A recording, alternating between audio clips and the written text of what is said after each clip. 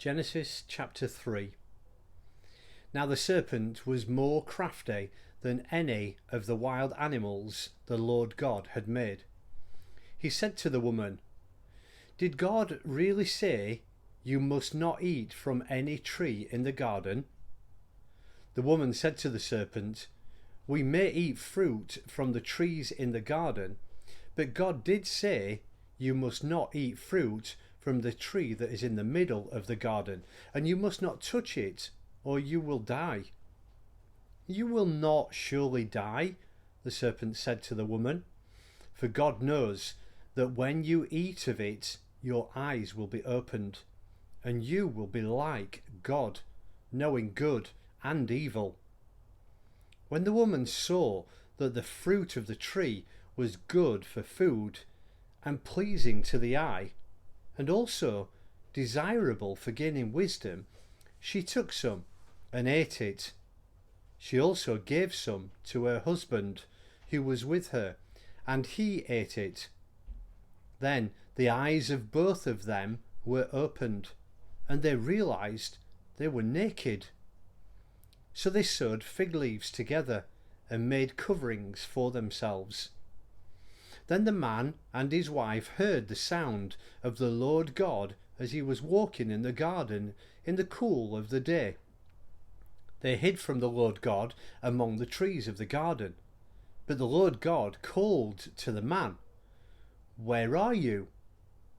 He answered, "I heard you in the garden, and I was afraid because I was naked, so I hid." And he said, "Who told you that you were naked? Have you eaten from the tree that I commanded you not to eat from?" The man said, "The woman you put here with me, she gave me some fruit from the tree, and I ate it." Then the Lord God said to the woman, "What is this you have done?" The woman said, "The serpent deceived me, and I ate it." So the Lord God said to the serpent, "Because you have done this, cursed are you above all the livestock and all the wild animals. You will crawl on your belly, and you will eat dust all the days of your life.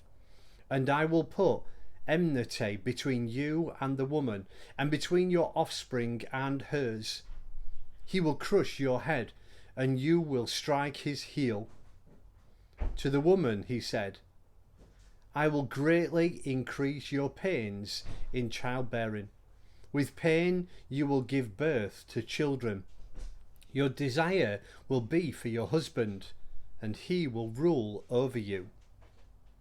To Adam he said, "Because you listened to your wife and ate from the tree about which I commanded you, you must not eat of. Cursed is the ground because of you. Through painful toil you will eat of it all the days of your life. It will produce thorns and thistles for you, and you will eat the plants of the field. By the sweat of your brow you will eat your food, until you return to the garden, since from it you were taken. For dust you are, and to dust you will return."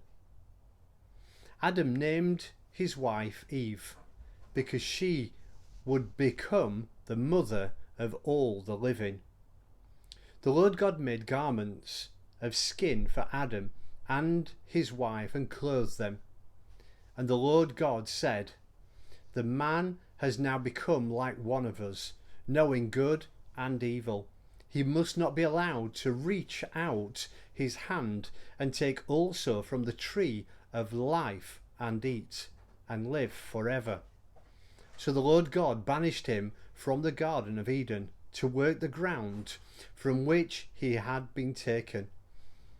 After he drove the man out, he placed on the east side of the Garden of Eden cherubim and a flaming sword flashing back and forth to guard the way to the tree of life.